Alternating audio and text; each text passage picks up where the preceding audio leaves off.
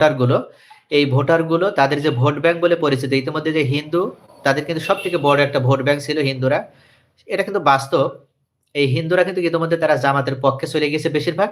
কিছু, কিছু হয়তো বিএনপি বা অন্য কোনো রাজনৈতিক দলের পক্ষে যাবে। তবে মেক্সিমাম অর্থাৎ 70 থেকে 80% কিন্তু তারা জামাতের পক্ষে চলে যাবে। আর এটা ইতিমধ্যে হয়ে গিয়েছে। জামাত একের পর এক যেভাবে চমক দিয়েছে, তাতে এমনও হতে পারে যে হিন্দুদের যে 10% ভোট আছে, এই 10% ভোটারই কিন্তু তারা সকলেই হয়তো জামাতপন্থী হয়ে উঠবে। কেননা গোটা বাংলাদেশে হিন্দুদের একটা ঐক্য আছে। হিন্দুদের ভিতরে বিভিন্ন জোট আছে, মহাজোট আছে, হিন্দু মহাজোট আছে। তারা দলগতভাবে বা জোটগতভাবে যে সিদ্ধান্ত নেয়, তারা সকলে ঐক্যবদ্ধভাবে সিদ্ধান্ত নেয়। তো এই দিক থেকে আমরা এটা নিশ্চিত বলতে পারি যে জামাতের পালে হাওয়া এসেছে। অর্থাৎ এই ভোটগুলো, এই 10% এই রিজার্ভ ভোটগুলো তারা কিন্তু জামাতের পক্ষে চলে যাচ্ছে।